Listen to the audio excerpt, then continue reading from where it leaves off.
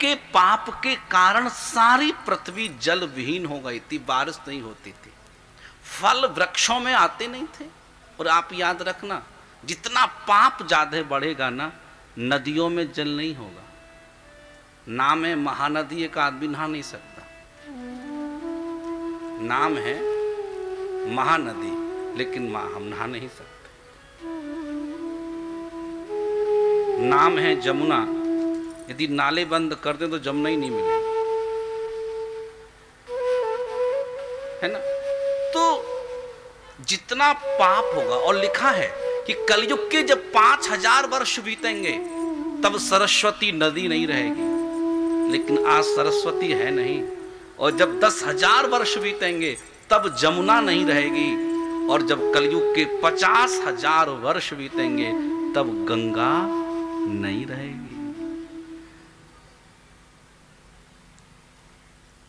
और आज महाराज पृथु ने यज्ञ किए, प्रकृति के संतुलन के लिए महाराज ने यज्ञ किए, और 99 यज्ञ हुए। यज्ञों का परिणाम क्या हुआ?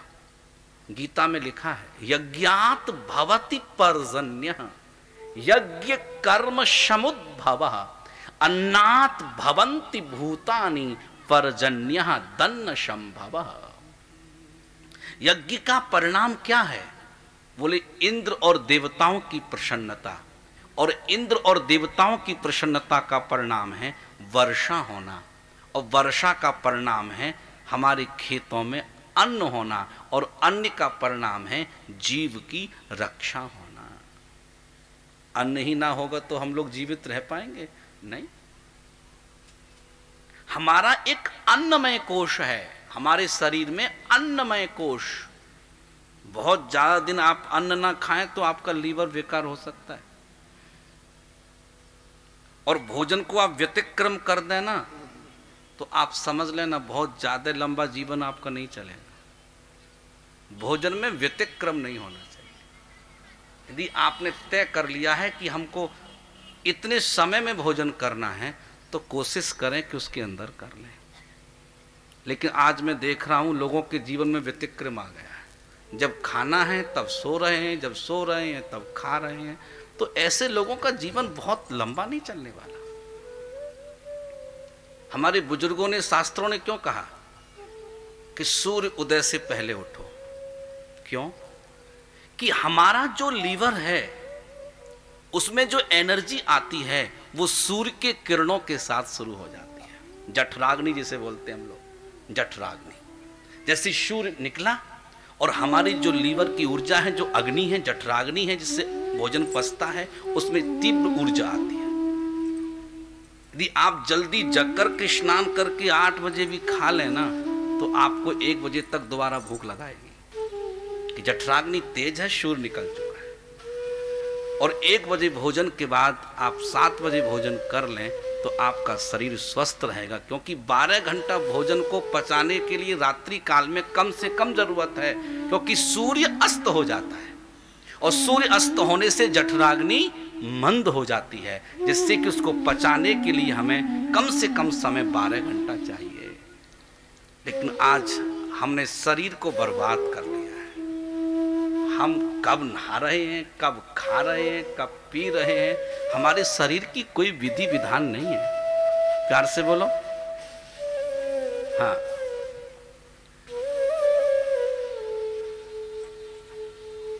देखो, आप श्रद्धा से भागवत सुन रहे हैं ना, तो भगवान भी आपके बारे में सोच रहा है।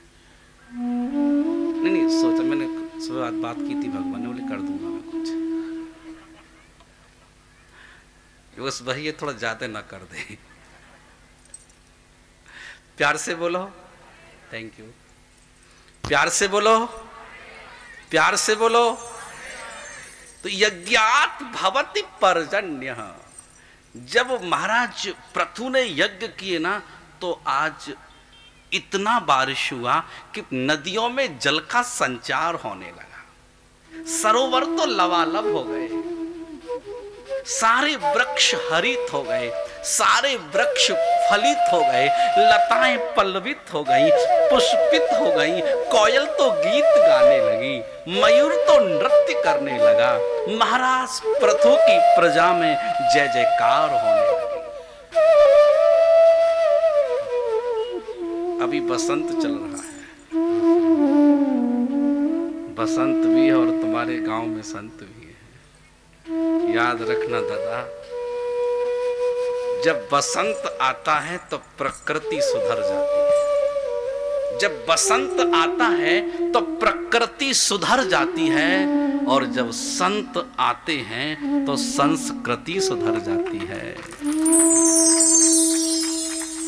बसंत प्रकृति को सुधार देता है और संत संस्कृति को सुधार देते हैं। प्यार से बोलो। लेकिन भागवत में लिखा कि पृथु के वंश में कोई ऐसा बालक ना हुआ जो सत्ता को संभाले। तो महाराज मनु के जो ज्येष्ठ पुत्र थे प्रियव्रत, बैठ जाओ देवी जी, चढ़ाने वाला काम नहीं है, बैठो, बैठ जाओ।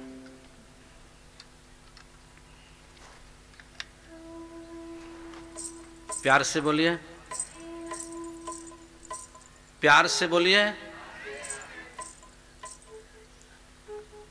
आचार्य शुकदेव कहते हैं कि परीक्षित, आज मरु महाराज के जो ज्येष्ठ पुत्र थे उनका नाम प्रियव्रत था। और प्रियव्रत शब्द का अर्थ क्या है संस्कृत और हिंदी में? व्रत शब्द का अर्थ होता है उपवास, और उपवास शब्द का अर्थ क्या होता है? वास शब्द का अर्थ है रहना। वास माने रहना, और उप माने परमात्मा के पास रहना। आप लोग कभी व्रत करते हैं तो उसको क्या बोलते हैं? उपवास। खासकर माताएं तो करती हैं, पुरुषों से नहीं हो पाता, ये बहुत भुक्कड़ आदमी है। मैं बता रहा हूँ ना, प्यार से बोलो। हाँ, प्यार से बोलो।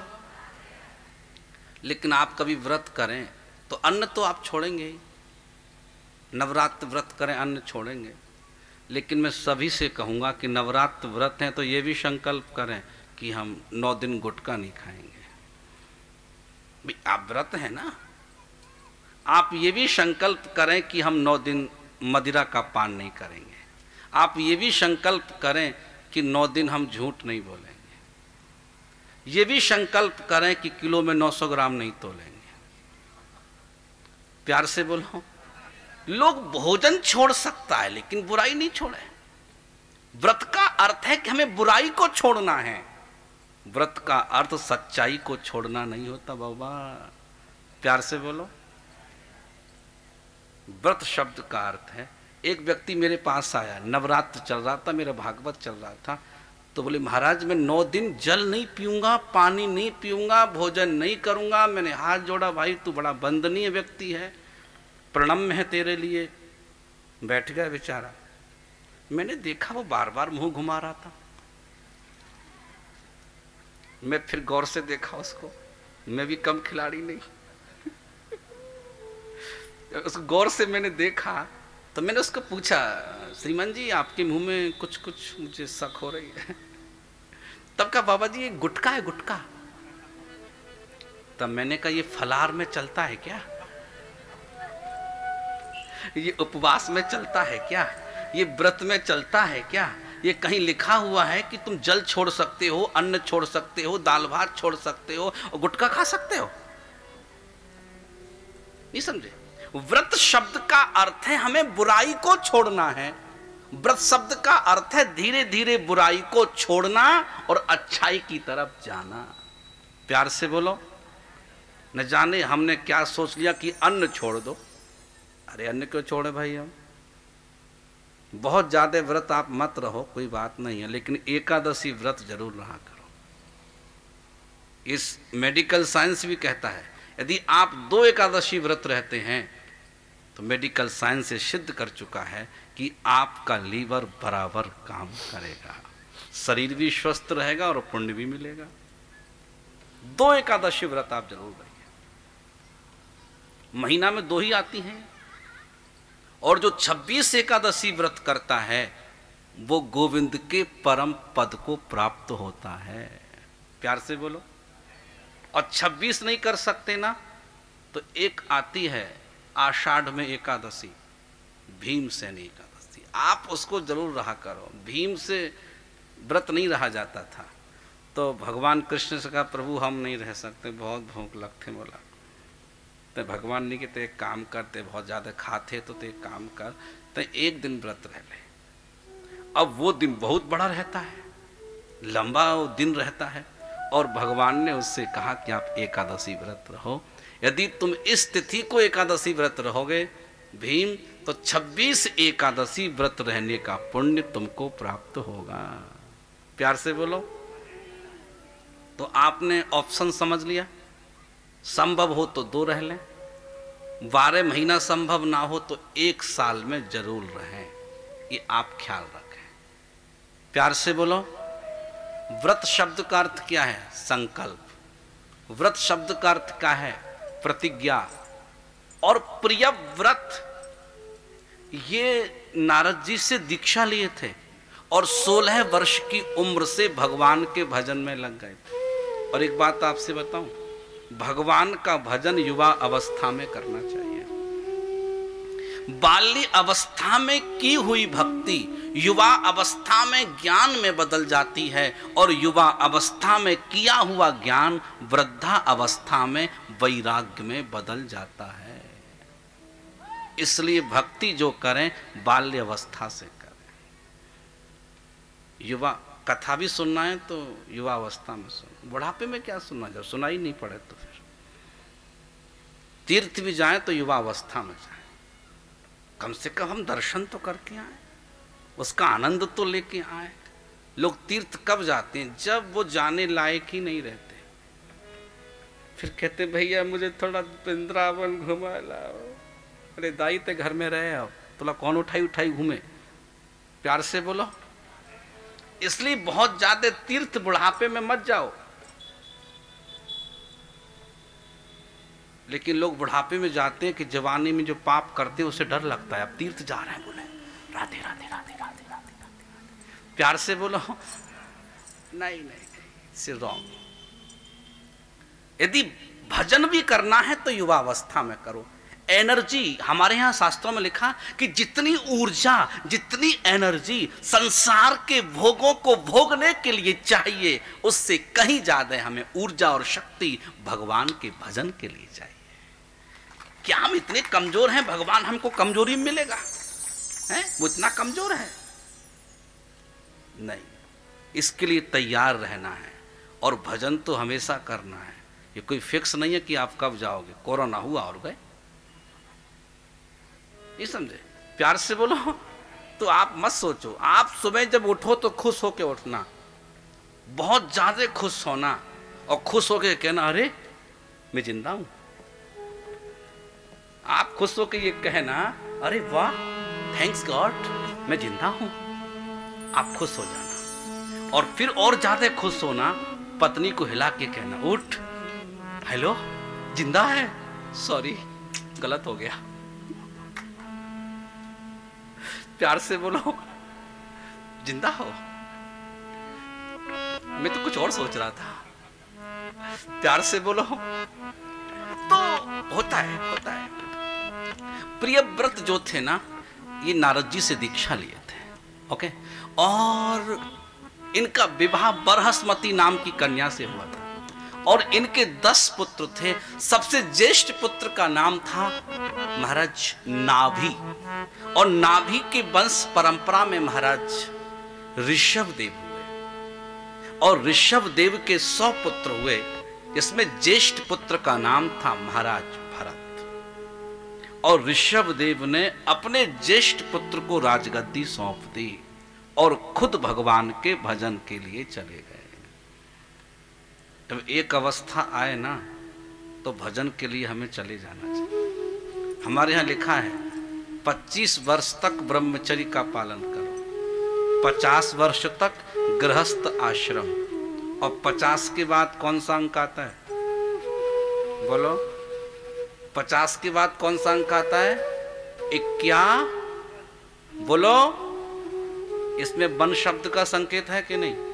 51, 52, 53, 54, मतलब चल वन। आप बोल के देख लो। फिर आता है 55, फिर आता है 56, फिर आता है 57 और फिर आता है 58। 8 वर्ष तक उम्र संकेत देती है, ते बन चल, ते बन चल, ते बन चल। और तुम नहीं समझिस तो उम्र ला कई थे 59 और 60। उम्र ला कहे थे 59 और 60। और 60 शब्द का अर्थ का होते रे दादा, जानता है ना? 60 माने होता है मूर्ख। और फिर बच्चे भी कहते हैं एक्सक्यूज मी पापा, कम बोला करो, सठिया गए हो।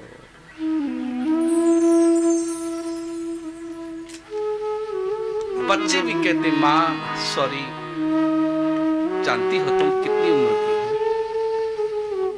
हो, सठिया गई हो, कम बोला करो। और बुढ़ापे में शरीर कमजोर होता है, जीभ में ताकत आती है। बुढ़ापे में शरीर कमजोर है और जीभ में ताकत। जीभ बहुत चलती है बुढ़ापे में, तो कई बार समझाना पड़ता है, भाई इनका मत सुनना, जो कह रहे हैं कहने दो, प्यार से बोलो। बड़े मजे की बात बताऊं, जिसको हम बोलना सिखाते हैं ना, वो हमें चुप होना सिखाता है। यहाँ एक तरुण दादा मिनिस्टर हुआ करते थे कांग्रेस में, वो बहुत बोलते थे, तो हमारा भागवत कराए। बंगाली थे वो, तो हमारे पास आए, बोले महाराज भागवत सुनना है। तो मैंने कहा भाई ठीक है सुना देंगे, लेकिन आप जानते हो? बोले क्या? 2 काम करने पड़ेंगे। बोले कैसे महाराज, क्या करना पड़ेगा? मैंने एक तो दारू छोड़ना पड़ी और एक माछी छोड़ना पड़ेगा। बंगाली बिना माछी के रह नहीं सके। तो उसका बेटा मुझसे बोला करता था, उसकी पत्नी कहती थी महाराज ये जो बोले ना उसको हाँ कर लेना, उस पर कोई रिएक्शन मत करना, बाकी के मैं देख लूँगा। प्यार से बोलो। ओ बोले मैं कर लूँ, आप कोई आप रिएक्शन मत कीजिए, बाकी सब ठीक है। बोले मत जाइए। तो बुढ़ापे में क्या होता है कि लोग एक्सेप्ट कर लेते हैं कि ये आदमी बोलेगा, इसलिए सुनना नहीं, सिर्फ आगे बढ़ना है। प्यार से बोलो। तो कई लोगों की आदत है। और श्रीमद् भागवत में क्या लिखा? ऋषभ देव ना ज्येष्ठ पुत्र को राजगद्दी समर्पित कर दी, और 50 के बाद निर्णय ले लो, वन नहीं जा सकते तो आप वृंदावन चलो, वृंदावन चलो। और वृंदावन नहीं जा सकते तो घर में रहकर ही श्री ठाकुर जी की सुंदर छवि को, घर को ही वृंदावन बना लो।